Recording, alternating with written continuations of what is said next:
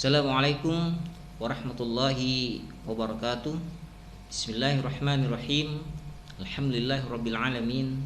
Wassalatu wassalamu ala asyrafil anbiya'i wal mursalin wa ala alihi wa ashabi ajma'in. Rabbi shrahli sadri wa yassir li amri wahlul 'uqdatam min lisani yafqahu qawli. Rabbi zidna 'ilman nafi'a warzuqna fahman kamila walhiqna bis-sholihin wadkhilnal jannata birahmatika ya arhamar rahimin. Terima kasih kepada pihak Sekolah Tinggi Ilmu Tarbiyah Darul Ulum Kota Baru yang sudah memberikan kesempatan kepada saya untuk menyampaikan materi dengan tema keterpaduan bahasa Arab dan integrasinya dalam mata kuliah ilmu-ilmu keislaman pada Sekolah Tinggi Ilmu Tarbiyah Darul Ulum Kota Baru. Adapun beberapa hal yang melatar belakangi tema yang akan saya sampaikan pada kesempatan kali ini adalah yang pertama, seperti yang kita ketahui bersama bahwasanya bahasa Arab merupakan sebuah piranti atau sebuah alat yang mempunyai peranan penting dalam memahami Al-Quran dan Al-Hadis serta untuk menelaah literatur klasik dan kontemporer, yaitu kitab-kitab yang berbahasa Arab. Yang kedua, sangat penting membekali mahasiswa, khususnya mahasiswa yang mengambil prodi pendidikan agama Islam dengan mata kuliah bahasa Arab agar dapat membantu mereka dalam proses perkuliahan, di mana mereka diharapkan mampu menguasai dan memahami ilmu-ilmu keislaman secara lebih mendalam dengan merujuk langsung ke berbagai sumber ilmu-ilmu keislaman. Karena hal ini selaras dengan visi dan misi tujuan Sekolah Tinggi Ilmu Tarbiyah Darul Ulum Kota Baru, yaitu mempunyai lulusan yang mampu berkomunikasi secara global baik bahasa Arab maupun bahasa Inggris, serta memiliki kemantapan akidah, mengamalkan nilai-nilai Islam, Ahlus Sunnah wal Jamaah, dan berakhlakul karimah. Yang ketiga, hasil pembelajaran mata kuliah bahasa Arab masih kurang maksimal dan jauh dari tujuan. Hal ini dikarenakan pembelajaran bahasa Arab terkadang masih mengarah kepada aspek pengetahuan atau tentang ilmu kebahasaan dibandingkan aspek-aspek keterampilan berbahasa, sehingga terkadang mahasiswa tidak mendapatkan sesuatu yang dapat mereka gunakan dari pembelajaran bahasa Arab tersebut ya, untuk diterapkan pada mata kuliah lain, khususnya untuk mata kuliah ilmu-ilmu keislaman. Oleh karena itu, untuk mengatasi masalah tersebut, maka perlu dilakukan desain pembelajaran bahasa Arab dan mata kuliah ilmu-ilmu keislaman yang terpadu dan terintegrasi ya, pada semua komponen mata kuliah ilmu-ilmu keislaman, khususnya di Sekolah Tinggi Ilmu Tarbiyah Darul Ulum Kota Baru ini. Kemudian bahasa Arab dan ilmu keislaman ya. Jadi keterpaduan dan integrasi antara bahasa Arab dengan mata kuliah ilmu-ilmu keislaman saya kira merupakan hal yang sangat penting untuk dilakukan berdasarkan pada beberapa poin. Yang pertama, Al-Quran sebagai sumber asli ajaran Islam itu diturunkan dengan berbahasa Arab, dan kata di dalam bahasa ini memiliki makna yang sangat luas dan sangat detail, sehingga kadang walaupun sudah diterjemahkan ke dalam bahasa Indonesia misalnya, namun maknanya belum dapat kita pahami dengan baik. Begitu juga dengan hadis yang berfungsi sebagai penjelas Al-Quran juga diucapkan dan ditulis dengan bahasa Arab. Misalnya seperti kata sa'ala, kalau di dalam pembelajaran bahasa Arab itu sering diterjemahkan dengan makna bertanya. Nah, namun di beberapa literatur yang kita dapatkan, misalnya di dalam hadis, kata sa'ala bisa saja bermakna meminta atau memohon. Begitu juga dengan kata zahaba, kalau di dalam pelajaran bahasa Arab biasanya lebih dimaknai dengan makna pergi, maka ketika kata zahaba ini dikaitkan dengan materi ilmu fikih, maka bisa saja maknanya seperti berpendapat atau mempunyai pendapat. Poin yang kedua, kitab-kitab atau karya ulama besar, yang mempengaruhi alur pemikiran umat Islam, terutama di bidang tafsir misalnya, hadis, fikih, akidah, dan tasawuf juga ditulis di dalam bahasa Arab atau menggunakan bahasa Arab. Sehingga untuk memahami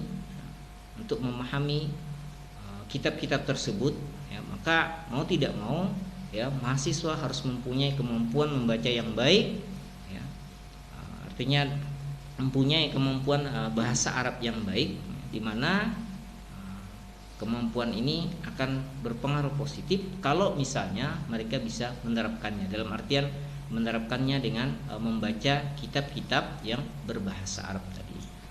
Kemudian kajian ilmu keislaman akan semakin berbobot jika mengambil rujukan langsung dari referensinya.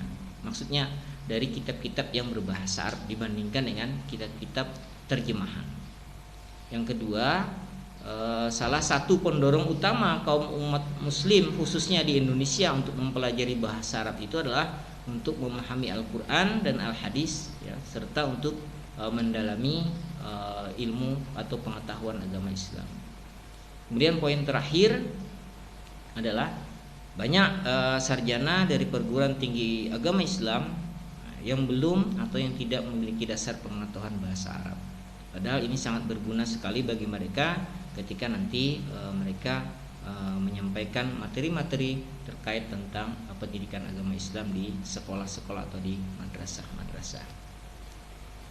Baik, berikut beberapa kelebihan belajar bahasa Arab yang terpadu, ya, dan terintegrasi dengan mata kuliah ilmu-ilmu keislaman. Yang pertama, memudahkan belajar di kedua bidang ilmu. Karena sasaran dari keterpaduan dan integrasi bahasa Arab dengan ilmu keislaman adalah mengajar mahasiswa untuk membaca dan menulis. Karena dengan membaca dan menulis tersebut dapat digunakan dan dapat dimanfaatkan mereka untuk memperoleh bahasa, atau dalam istilah ikhtisab al-lughah. Dengan membaca banyak kitab-kitab atau referensi yang berbahasa Arab tadi, maka itu akan menambah pemerolehan kosakata mereka. Kemudian yang kedua, ya, menghemat waktu belajar. Karena dengan terpadunya bahasa Arab dan terintegrasinya bahasa Arab ini dengan mata kuliah ilmu keislaman, mereka langsung memperoleh bimbingan dalam belajar, membaca dan memahami materi, ya, sekaligus mendapatkan kecakapan berbahasa dari ayat-ayat, dari hadis atau dari teks-teks, ya, literatur berbahasa Arab yang mereka baca dan mereka hafalkan.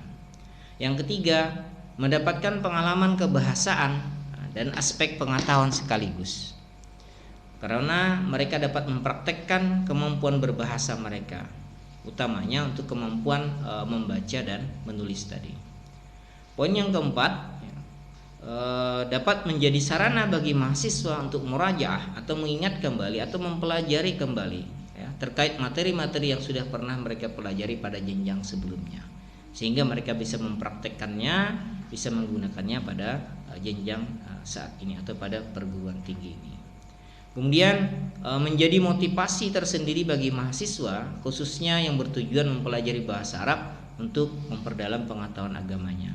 Atau bisa juga nanti mereka gunakan sesuai dengan kebutuhan mereka. Misalnya mencari referensi-referensi berbahasa asing yang bisa mereka gunakan ketika membuat makalah misalnya, atau tugas akhir, artikel dan lain sebagainya.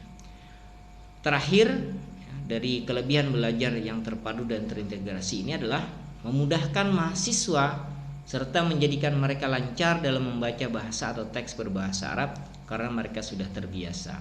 Nah, kebiasaan inilah yang tidak dimiliki atau jarang, atau mungkin waktunya juga tidak bisa kita tentukan, karena untuk menciptakan sebuah lingkungan berbahasa, maka salah satunya adalah dengan cara membiasakan mereka untuk membaca teks-teks berbahasa Arab. Kemudian manfaat dari keterpaduan dan integrasi bahasa dengan mata kuliah ilmu keislaman, Di antaranya salah satunya adalah memudahkan dalam memahami Al-Quran. Nah, memudahkan memahami Al-Quran, memudahkan memahami Al-Hadis, memudahkan dalam hal memahami referensi-referensi yang diambil dari kitab-kitab klasik atau kitab-kitab berbahasa Arab. Dengan indikator misalnya mahasiswa dapat memahami dengan baik dan benar terhadap kandungan ayat-ayat Al-Quran, dapat mengetahui gaya bahasa Al-Quran dan sastra Al-Quran, kemudian dapat menentukan penafsiran yang sesuai dengan argumentasi yang kuat di antara beberapa penafsiran ayat Al-Quran. Kemudian dapat memahami berbagai macam hukum syariat yang timbul dari masalah-masalah kebahasaan. Yang kedua, dari manfaat keterpaduan dan integrasi bahasa Arab dengan ilmu-ilmu keislaman ini adalah memahami dan hafal istilah dalam mata kuliah ilmu-ilmu keagamaan. Misalnya seperti kata ar-ru'yah atau ru'yatullah di dalam ilmu tauhid.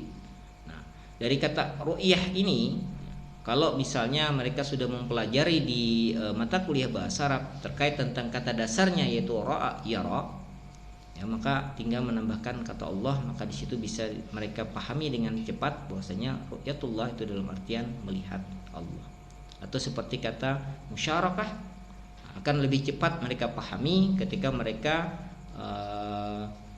sudah menemui atau dalam artian sudah menggunakan kata syaraka yusyariku ini di dalam materi bahasa Arab. Begitu juga dengan kata at-tiyarah misalnya, itu akan lebih cepat mereka pahami ketika mereka memahami kata dasarnya itu tajara yutajiru. Kemudian yang ketiga adalah menambah perbendaharaan kata dengan kata-kata mustarak lafzi atau ambigu, dalam artian kata yang mempunyai banyak makna. Misalnya seperti jara yajri, ketika mereka membahas atau menggunakan kata ini di dalam pelajaran bahasa Arab mungkin maknanya lebih ke arah berlari. Tapi kalau misalnya di dalam bahasa Arab itu nanti di mata kuliah bahasa Arab itu ditambahkan ayat Al-Quran, maka nanti mereka akan menemukan bahwasanya kata jara yajri tidak hanya sebatas bermakna lari, tapi bisa juga bermakna mengalir. Begitu juga dengan zahaba yazhabu, tidak hanya bermakna pergi tapi juga bisa bermakna hilang. Kemudian kata daraba yadribu tidak hanya bermakna memukul tapi juga bisa dengan makna memberi contoh. Nah, dengan perbendaharaan kata ini maka insyaallah mereka dapat memahami konteks atau teks-teks tersebut dengan kata yang sama tapi dengan kalimat yang berbeda. Kemudian kita lanjutkan dengan bahan ajar. Baik, terkait tentang bahan ajar, di sini ada beberapa cara dalam menyiapkan bahan ajar terkait dengan keterpaduan bahasa Arab dan mata kuliah ilmu-ilmu keislaman serta keintegrasiannya. Yang pertama, untuk dosen bahasa Arab khususnya adalah memadukan materi bahasa Arab dengan mata kuliah ilmu-ilmu keislaman, dapat mencarikan beberapa kosakata atau kalimat atau dalam bentuk wacana atau bisa juga dalam bentuk potongan ayat-ayat Al-Quran atau Al-Hadis yang mana terkait dengan materi mata kuliah ilmu-ilmu keislaman. Kemudian yang kedua, untuk dosen mata kuliah ilmu-ilmu keislaman dapat mencarikan serta meringkaskan bahan yang diambil dari beberapa literatur-literatur berbahasa Arab. Misalnya dengan cara mengambil beberapa kalimat atau paragraf dari beberapa literatur tersebut, kemudian disesuaikan dengan tema pokok perkuliahan yang sedang berlangsung.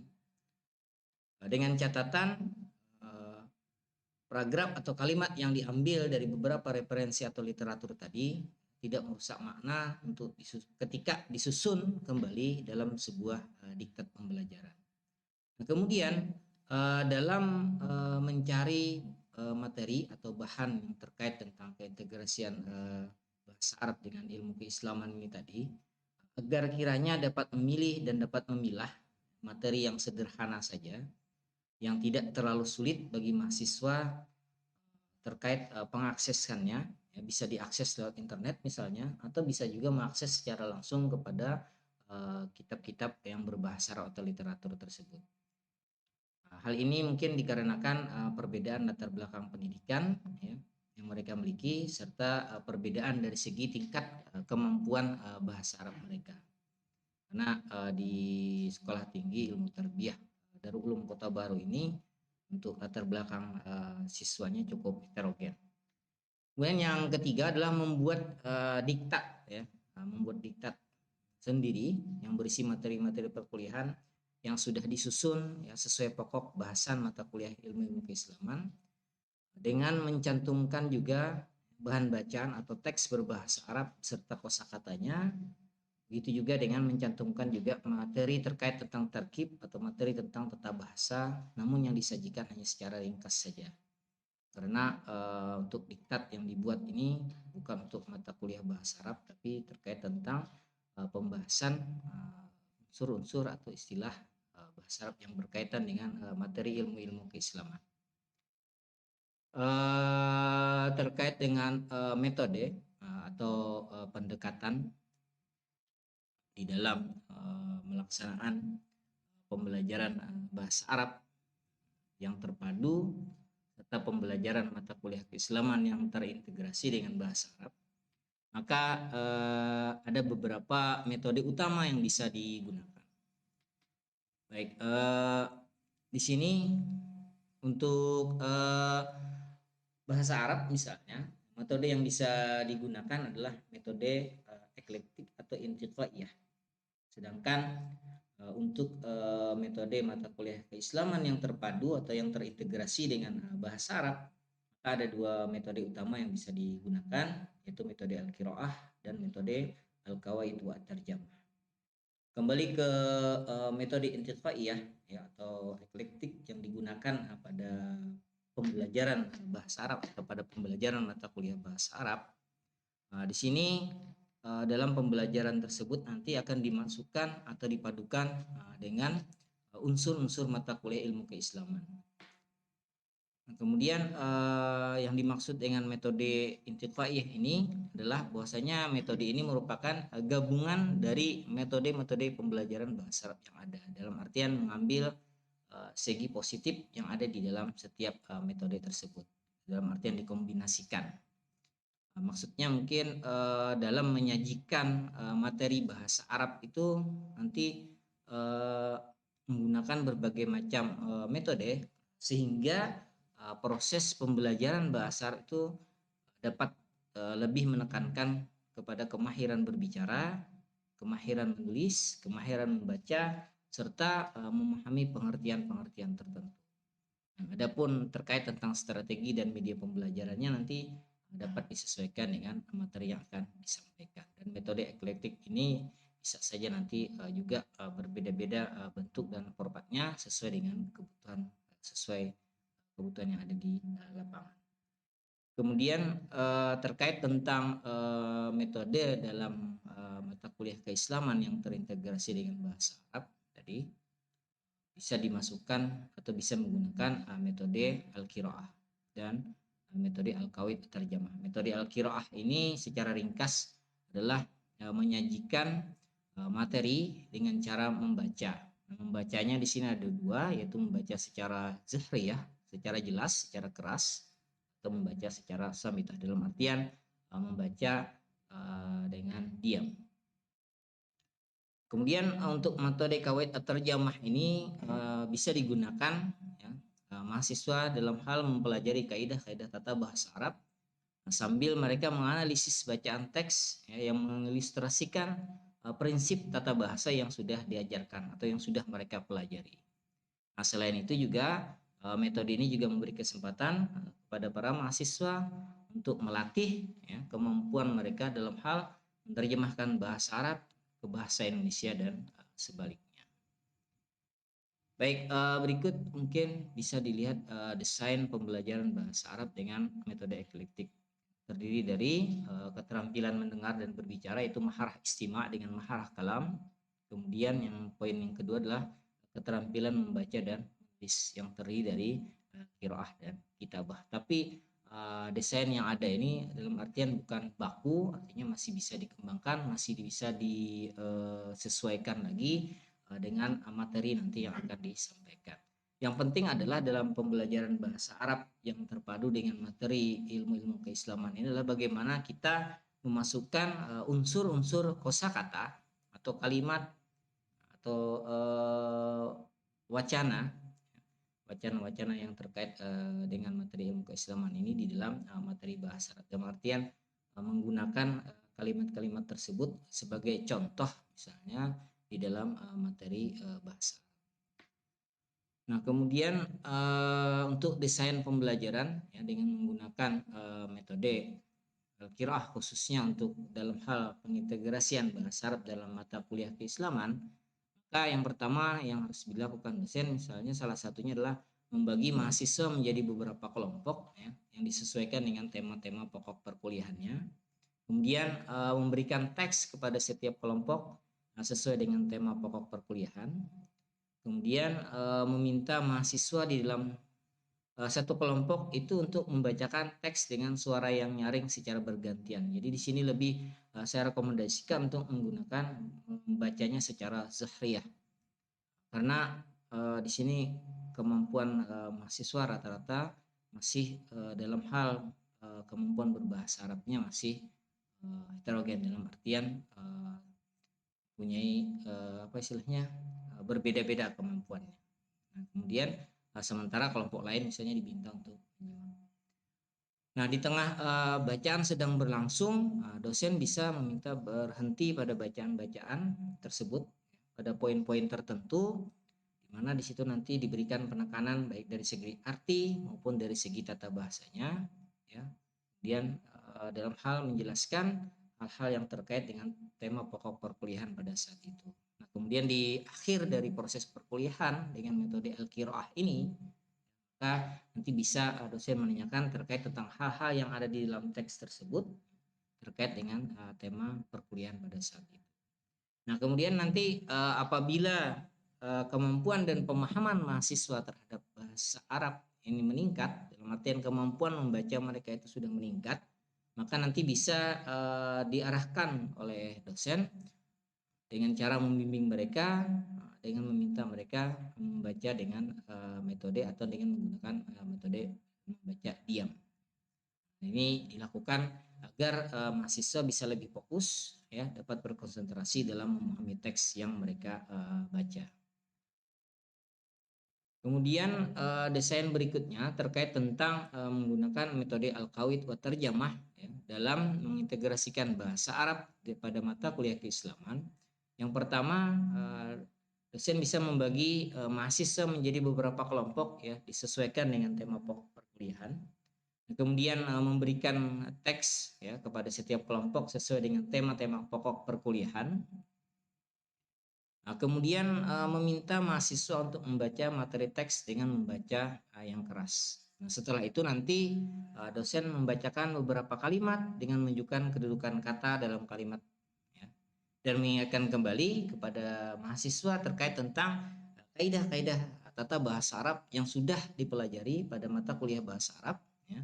Kemudian sambil menerjemahkan teks atau wacana tersebut ke dalam bahasa Indonesia dengan memperhatikan kaidah bahasanya. Kemudian para mahasiswa mencatat kaidah-kaidah tersebut lengkap ya, beserta dengan penjelasannya, beserta dengan terjemahnya, agar nantinya dapat mereka pelajari kembali di waktu yang lain untuk meningkatkan kemampuan bahasa mereka. Karena belajar bahasa itu harus dilakukan secara terus-menerus, harus continue. Dalam artian dengan mereka nanti membaca pada kesempatan yang lain itu dalam membantu mereka membiasakan. Karena al-lughah ya al-mumarasah. Artinya bahasa itu adalah kebiasaan.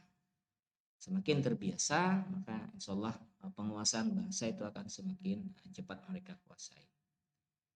Nah, kemudian sesuai dengan tujuan pembelajaran bahasa Arab, di mana agar mahasiswa itu mampu membaca dan mampu memahami teks literatur berbahasa Arab dengan baik, maka pendekatan yang paling tepat dan paling mungkin diterapkan karena perbedaan yang dimiliki oleh perbedaan kemampuan mahasiswa, kemudian juga dengan pertimbangan waktu, ya, pembelajaran yang singkat, maka pendekatannya bisa dengan menggunakan pendekatan CIRC, yaitu Cooperative Integrated Reading and Composition.